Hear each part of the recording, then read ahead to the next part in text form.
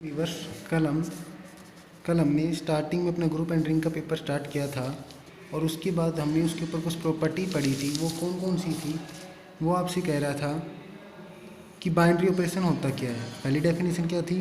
Binary operation क्या था कि किसी भी सेट नॉन एम्प्टी सेट लो और उसके ऊपर एक ऑपरेशन स्टार डिफाइन कर दो। स्टार क्या था? एक फंक्शन था, कहाँ से कहाँ तक, जी क्रॉस जी से लेके जी तक।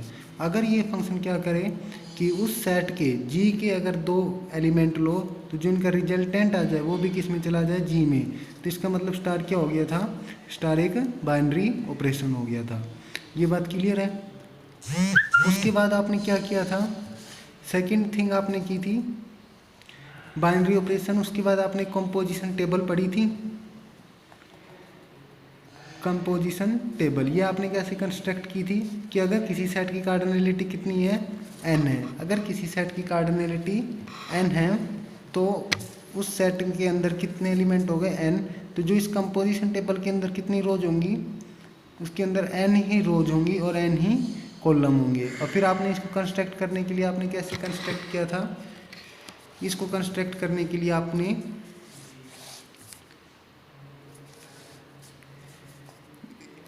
ये इस तरीके से यहाँ पर n एलिमेंट लिखे थे, a1 a2 up to an।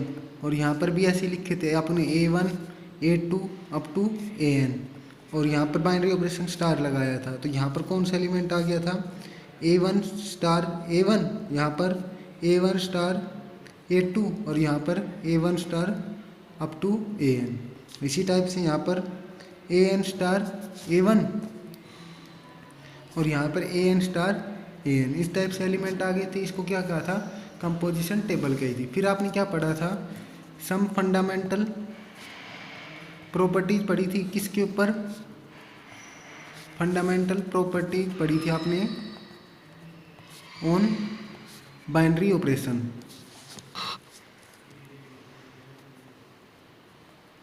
ठीक है। उसके बाद पहली कौन सी थी? Closure property.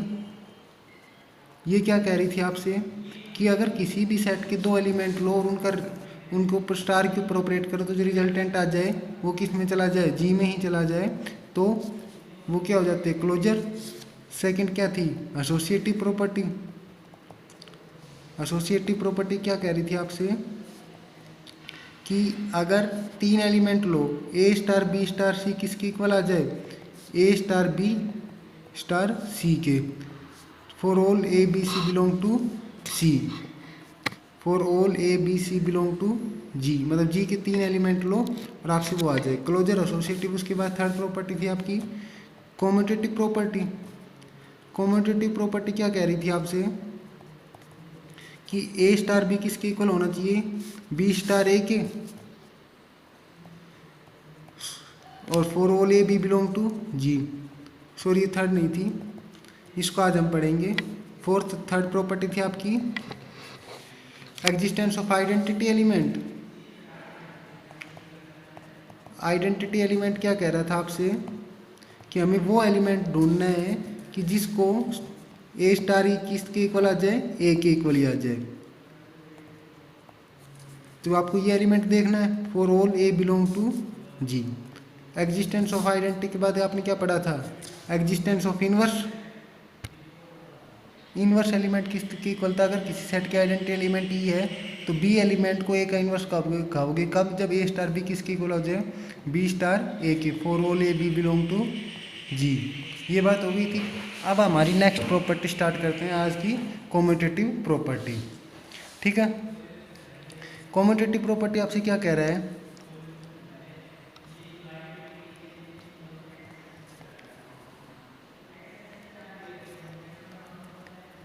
अगर जी कोई भी आपने एक नॉन एम्प्टी सेट लिया together with binary operation star, ठीक है, उसके ऊपर कौन सा ऑपरेशन डिफाइन कर दिया? Binary operation star. तो जी को क्या कहोगे? कॉम्यूटेटिव प्रॉपर्टी सेटिस्फाई करता है कब? जब ए स्टार बी किसके इक्वल आ जाए? बी स्टार ए के इक्वल आ जाए। For all A B belong to G. ठीक है। उसके बाद क्या कहते हैं? Distributive property. अब देखो डिस्ट्रीब्यूटिव प्रॉपर्टी आपने किस तरीके से पढ़ी थी सेट में इस तरीके से पढ़ी थी। A union B intersection C किसके इक्वल होता है? A union B intersection A union C. ठीक है, इसका मतलब क्या था कि जो ब्रैकेट के अंदर एलिमेंट होता है वो ब्रैकेट के बाहर आ जाता है। तो इसी टाइप से आप देख पा रहे हो डिस्ट्रीब्यूटिव प्रॉपर्टी में दो ऑपरेशन चाहिए, तो यहाँ पर क्या लिखोगे? अगर जी के ऊपर कितने ऑपरेशन डिफाइन कर दो? बाइनरी ऑपरेशन, दो बाइनरी ऑपरेशन डिफाइन कर दो। तो इसलिए यहाँ पर क्या लिखो? इसलिए आप लिखो if G is a non empty set, non empty set with two binary operation, two binary operation addition and multiplication such that किसके इक्वल आ जाए आपका result? A dot B plus C किसके इक्वल आना चाहिए? A dot B plus A dot C के, for all A B C belong to A, then G satisfy the distributive property. तो G को क्या बोल दोगे? जी ने क्या कर दी? डिस्ट्रीब्यूटिव प्रॉपर्टी को सेटिस्फाई कर दिया। नेक्स्ट आपकी आती है अलजेब्राइक स्ट्रक्चर।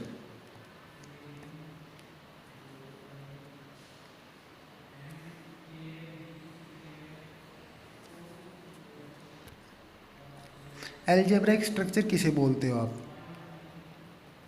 देखो, अलजेब्रिक स्ट्रक्चर सिंपल सी कुछ नहीं है। ये कह रहा है अगर आप किसी सेट के ऊपर अगर एक बाइनरी ऑपरेशन डिफाइन कर दो या एक से ज़्यादा बाइनरी ऑपरेशन को डिफाइन कर दो और तो उन दोनों को क्या लिख दो? कोडेड पेयर की फॉर्म में लिख दो, तो वो क्या बन जाता है? अलजेब्रिक स्ट्रक्चर बन जाता है। अगर फॉर एग्जांपल आपने एक नॉन एम्प्टी सेट जी लिया, उसके ऊपर बाइनरी ऑपरेशन स्टार डिफाइन कर दिया, तो जी आपने क्या कहा? इन दोनों की फॉर्म में लिख दो, ऑर्डर पेयर की फॉर्म में। तो ये क्या हो गया? जी स्टार एक बाइनरी अलजेब्रिक स्ट्रक्चर हो गया है। ये बात क्लियर है। इसी टाइप से आपने एक नॉन एम्प्टी सेट जी लिया, इसके ऊपर आपने दो बाइनरी ऑपरेशन डिफाइन कर दिए, स्टार और स्टार डैश। तो इसका मतलब ये क्या हो गया? ये एक बाइनरी ऑपरेशन नहीं, सॉरी, एक अलजेब्रिक स्ट्रक्चर हो गया है। इसका मतलब अगर आप किसी सेट के ऊपर एक से ज़्यादा बाइनरी ऑपरेशन, एक या एक से ज़्यादा बाइनरी ऑपरेशन डिफाइन कर दो, तो वो क्या बन जाता है? अलजेब्रिक स्ट्रक्चर बन जाता है। अब आपकी मेन डेफिनेशन आती है ग्रुप की। ग्रुप होता क्या है? यहाँ से आपकी डेफिनेशन है अच्छी वाली स्टार्ट हुई है। ग्रुप क्या कह रहा है? ये non empty set G sorry, a non empty set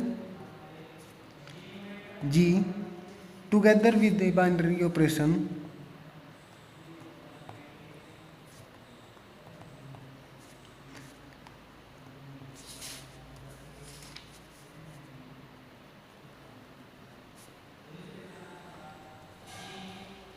binary operation star is set to satisfy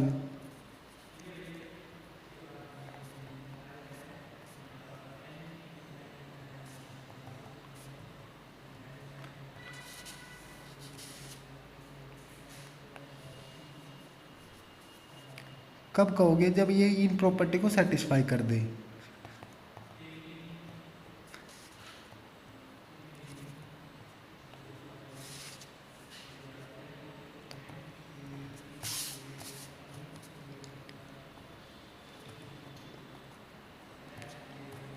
कौन कौन सी? नंबर एक क्लोजर प्रॉपर्टी, नंबर दो एसोसिएटिव प्रॉपर्टी, नंबर तीन existence of identity element,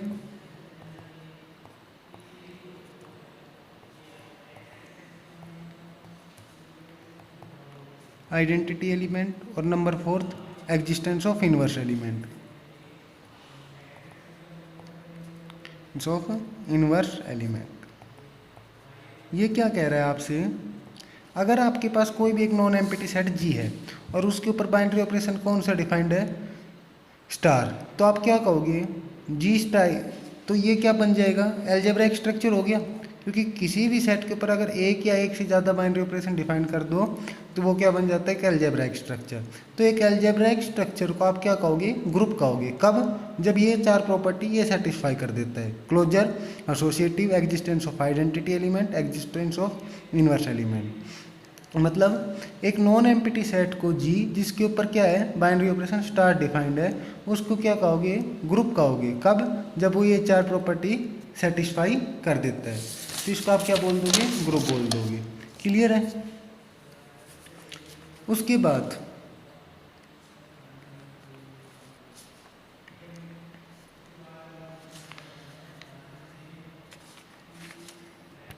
next definition आ रही है एबिलियन ग्रुप की। Abelian group क्या बन जाएगा, जब वो देखो पहले क्या होना चाहिए, ग्रुप होना चाहिए, ग्रुप होना चाहिए प्लस वो क्या करना चाहिए, सेटिस्फाई कॉम्यूटेटिव प्रॉपर्टी सेटिस्फाई करनी चाहिए। अगर वो क्या कर दे, ग्रुप हो और एक कॉम्यूटेटिव प्रॉपर्टी को क्या कर दे, सेटिस्फाई कर दे, तो वो ग्रुप क्या बन जाएगा, एबिलियन ग्रुप बन जाएगा। अब ग्रुप में कितनी होती हैं, 4 प्रॉपर्टी, और एबिलियन की कॉम्यूटेटिव प्रॉपर्टी। तो इसका मतलब अगर वो अलजेब्राइक स्ट्रक्चर कितनी सेटिस्फाई कर दे, 5 प्रॉपर्टी को सेटिस्फाई कर दे, तो वो क्या बन जाता है, एबिलियन ग्रुप बन जाता है। तो इसका मतलब क्या हो गया, इसका मतलब होता है, आप ये क्या कह रहे हैं, एक ग्रुप जी स्टार, देखो ग्रुप किस हमेशा किस फॉर्म में लिखेंगे, क्यों, ये एक अलजेब्राइक स्ट्रक्चर हो गया, वो अलजेब्राइक स्ट्रक्चर जिसने क्या किया है, 4 प्रॉपर्टी को सेटिस्फाई किया है। तो एक ग्रुप को आप एबिलियन ग्रुप कब बोलोगे, जब वो कॉम्यूटेटिव प्रॉपर्टी को सेटिस्फाई कर दे। एक group G star is said to be abelian group, said to be abelian और commutative group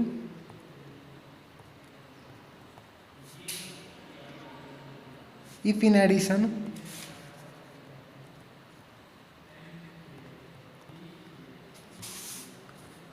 to the above 4 properties the following properties also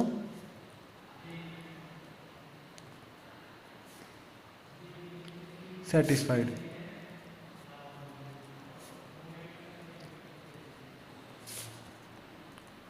किसका मतलब, कौन सी property, commutative property.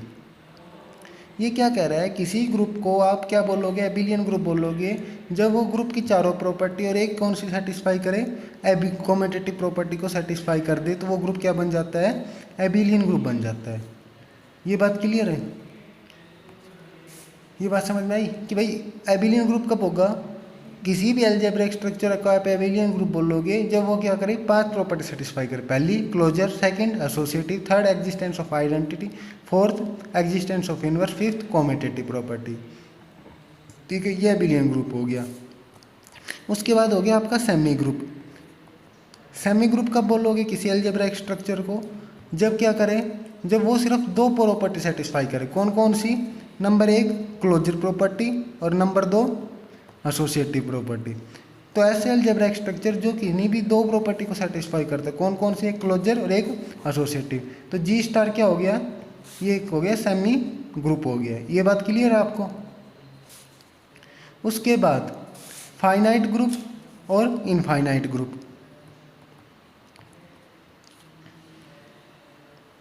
Finite group का बोलोगे, देखो अगर जी सेट की कार्डिनलिटी क्या है, फाइनाइट है, और जी अलजेब्रिक स्ट्रक्चर जी स्टार क्या बना रहा है, एक ग्रुप बना रहा है, तो ये क्या बन जाएगा, जी स्टार एक फाइनाइट ग्रुप बन जाएगा। ये बात क्लियर हो गई,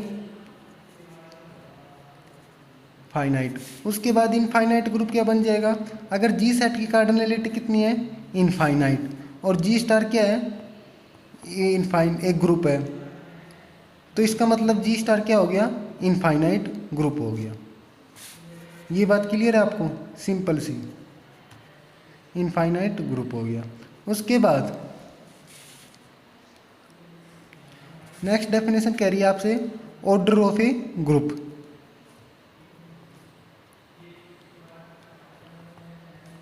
ऑर्डर ऑफ ग्रुप क्या होगा, अगर जी अलजेब्रिक स्ट्रक्चर क्या है, एक ग्रुप है, अगर algebraic structure G star is एक ग्रुप है, तो अगर जितनी सेट की कार्डिनलिटी होगी ना जी की, उतने ही क्या हो जाएंगे, एन। मतलब अगर जी सेट की एन कार्डिनलिटी है तो इसका मतलब ऑर्डर ऑफ ग्रुप कितना हो गया, ऑर्डर ऑफ ग्रुप कितना हो गया, n हो गया। इसका मतलब एक ग्रुप के अंदर, मतलब एक फाइनाइट ग्रुप के अंदर कितने एलिमेंट हैं उसके वो क्या हो जाएगी,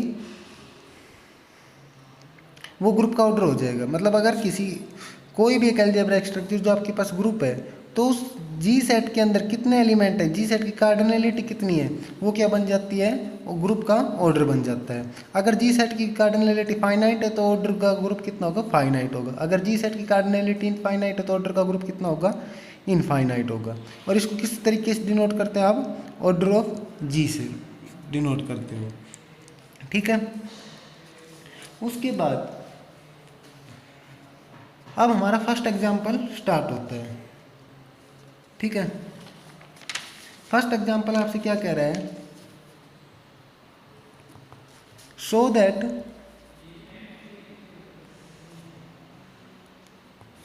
the set of integer is an abelian group, is an abelian group with respect to addition. ये बात क्लियर है, ये आपको एबिलियन ग्रुप प्रूव करना है। इसका मतलब आपको क्या दिखाना है, जेड पॉजिटिव क्या करे, 5 प्रॉपर्टी सेटिस्फाई करनी चाहिए। कौन कौन सी, क्लोजर, एसोसिएटिव, आइडेंटिटी एलिमेंट और इनवर्स एलिमेंट और कॉम्यूटेटिव प्रॉपर्टी। ये बात क्लियर है आपको, ये 5 प्रॉपर्टी सेटिस्फाई करना चाहिए। तो देखो आप किस तरीके से लिखोगे क्लोजर प्रॉपर्टी को, क्लोजर प्रॉपर्टी में आप क्या लिखोगे, since we know, since addition of 2 integer is also a integer. तो इसका मतलब आप क्या लिख दोगे, इसका मतलब ये लिख दोगे, since the sum of 2 integer is also a integer. इसका मतलब क्या हो गया कि a plus B belong to Z for all A B belong to Z, कि भाई किन्हीं भी 2 इंटीजर का सम क्या होता है, एक इंटीजर होता है। इसका मतलब जेड सेटिस्फाई क्लोजर प्रॉपर्टी।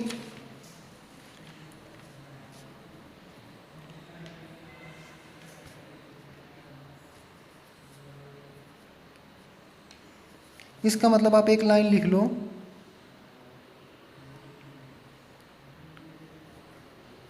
इसका मतलब आप जहाँ पर भी ये प्रॉपर्टी का नाम दिखाओ, यहाँ पर फिल इन द ब्लैंक्स, इसके लिए आप लिख दो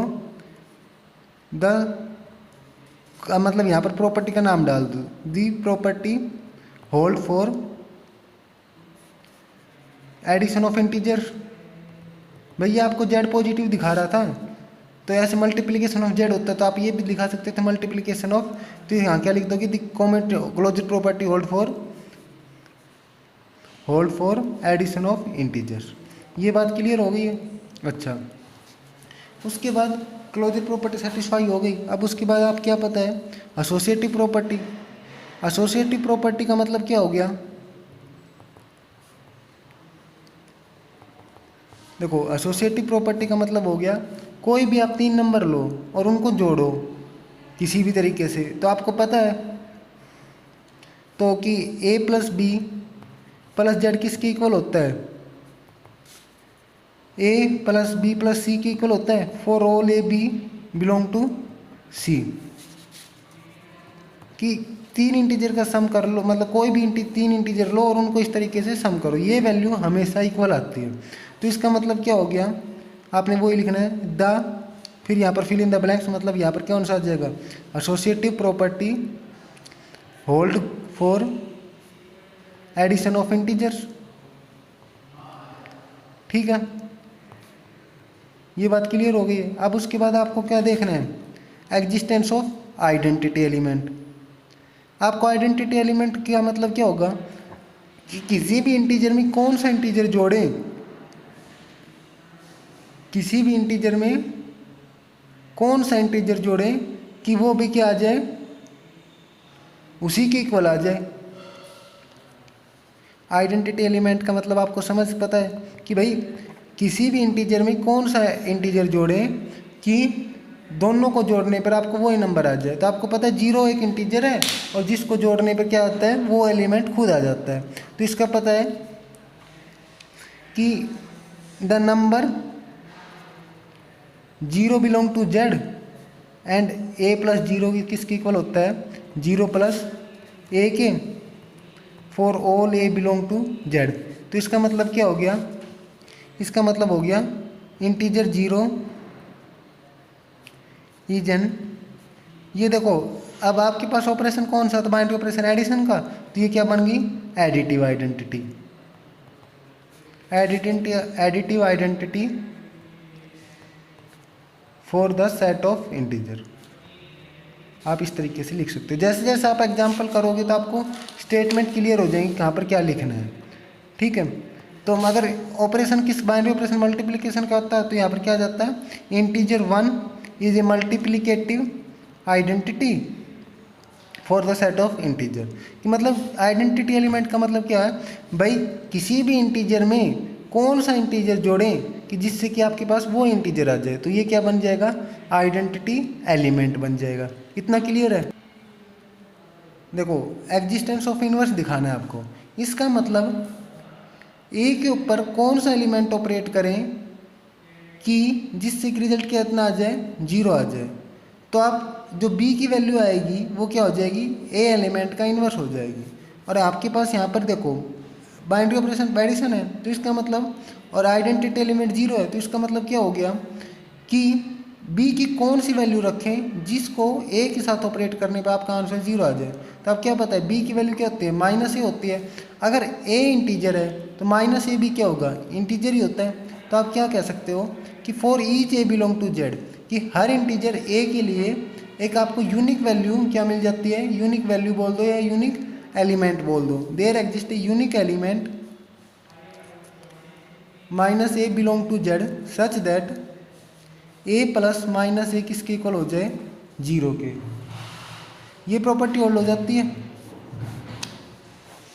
कि मतलब अगर आपके पास कोई इंटीजर a लिया तो उसमें क्या जोड़ें कि जिससे कि आपका आंसर कितना आ जाए, 0 आ जाए। तो a में क्या जोड़ोगे आप, -a ही जोड़ दो। और अगर a इंटीजर है तो -a भी क्या होगा, इंटीजर होगा।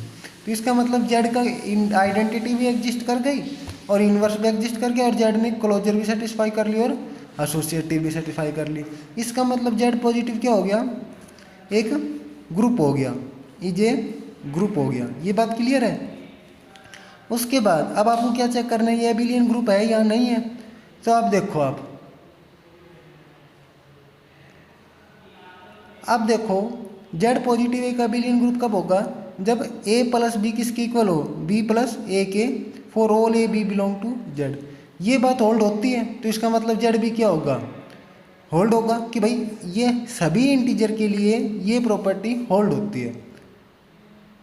तो इसका मतलब आप क्या लिख दोगे, द कॉमेटेटिव, मैंने यही बताया था ना, fill in the blanks, commutative property hold for,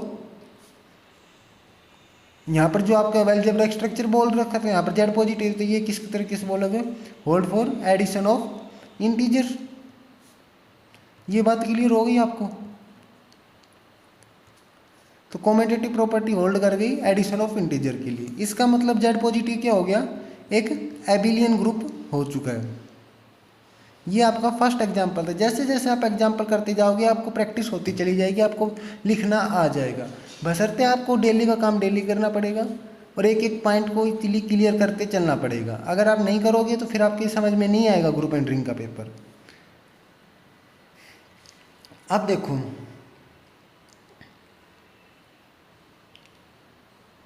next आ रहा है, सेकंड एग्जाम्पल आपसे कह रहा है, second example set of multiplication का।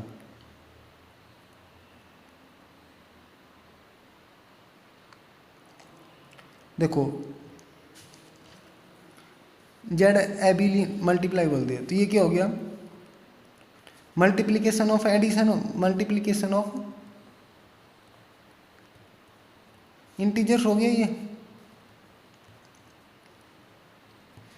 तो इसलिए आप क्या लिख सकते हो यहाँ पर, इसका फर्स्ट एग्जांपल प्रूव करने के लिए आपको 4 प्रॉपर्टी चेक करनी पड़ेगी। पहली क्लोजर प्रॉपर्टी। देखो आपको क्या पता है, किन्हीं भी दो इंटीजर की मल्टीप्लाई क्या होती है, एक इंटीजर ही होती है। तो इसका मतलब आप क्या लिख दोगे, a multiply b belong to z for all a b belong to z, कि किन्हीं भी दो इंटीजर की मल्टीप्लाई क्या होती है, एक इंटीजर ही होती है। इसका मतलब क्या हो गया, किन्हीं भी दो इंटीजर की मल्टीप्लाई क्या होती है, इंटीजर होती है। ठीक है, यहाँ पर आप लिख देना सिंस, क्योंकि किन्हीं भी दो इंटीजर की मल्टीप्लाई एक इंटीजर होती है। इसका मतलब क्या हो गया, इसका मतलब हो गया कि the closure property hold for set of integer. ये बात क्लियर हो गई आपको। अब आती है एसोसिएटिव प्रॉपर्टी। देखो एसोसिएटिव प्रॉपर्टी फॉलो होगी कि भाई किन्हीं भी 3 नंबर इंटीजर को कैसे मल्टीप्लाई कर लो, रिजल्ट वो ही आना है। तो इसका आप क्या लिख दोगे, since A cross B cross C किसके इक्वल होगा, A cross B cross C for all A B belong to Z. तो इसका मतलब क्या हो गया, associative property hold for multiplication of integers. ठीक है, उसके बाद third existence of identity.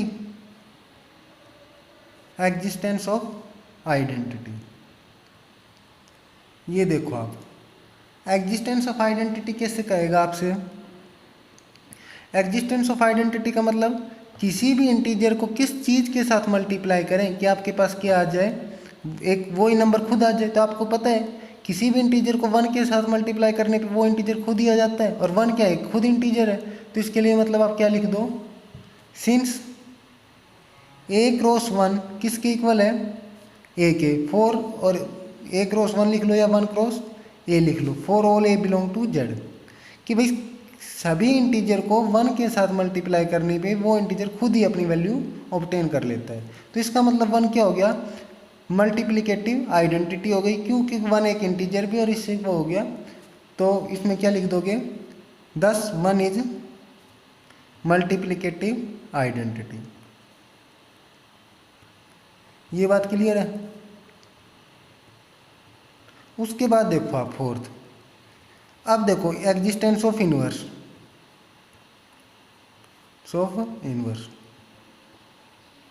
Existence of inverse का मतलब क्या होगा कि किसी भी एलिमेंट को किसके साथ में आपको ये दिखाना है, ए स्टार बी किसके इक्वल होना चाहिए, 1 के, B star A for all A B belong to Z, it implies A inverse is equal to B. अगर आपकी ये प्रॉपर्टी होल्ड हो जाती है, ए स्टार बी किसके इक्वल हो, 1 के, तो ए एलिमेंट का इन्वर्स क्या हो जाता है, बी हो जाता है। बट आप यहाँ पर देखो, आपको ये बात चेक करनी है। तो यहाँ से बी की value A star B is equal to 1 है। अब आपके पास क्या है, ए स्टार बी किसके इक्वल आ रहा है, 1 के। तो बी की वैल्यू कितनी हो गई, 1 बाई ए, क्योंकि यहाँ पर स्टार क्या उनका मल्टीप्लाई। तो अगर ए इंटीजर है तो क्या 1 बाई एक इंटीजर होगा, नहीं होगा। तो इसका मतलब जेड मल्टीप्लिकेशन का आपको क्या, inverse not exist, inverse not exist. ये बात हो गई ना। तो आप क्या लिखोगे यहाँ पर,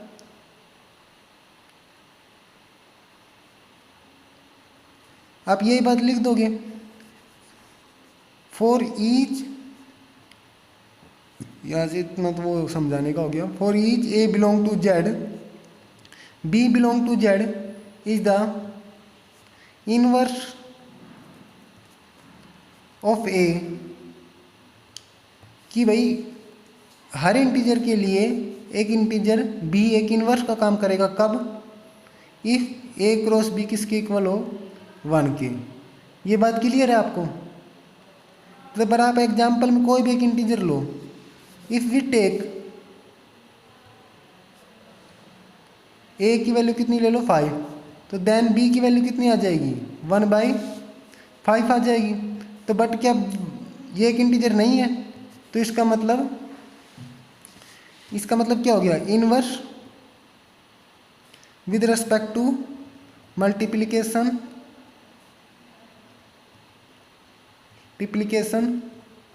डज नॉट एग्जिस्ट, ये बात हो गई है। इसका मतलब क्या हो गया, जेड क्रॉस एक नॉट ए ग्रुप। भाई जब इन्वर्स ही नहीं मिला तो ग्रुप कैसे होगा? ग्रुप के लिए तो आपको चारों प्रॉपर्टी सेटिस्फाई दिखानी चाहिए। यहाँ पर 3 तो एग्जिस्ट कर गई, बट मल्टीप्लिकेशन वाली एग्जिस्ट नहीं की है। उसके बाद कल हम अपने आगे एग्जाम्पल करेंगे। Thank you.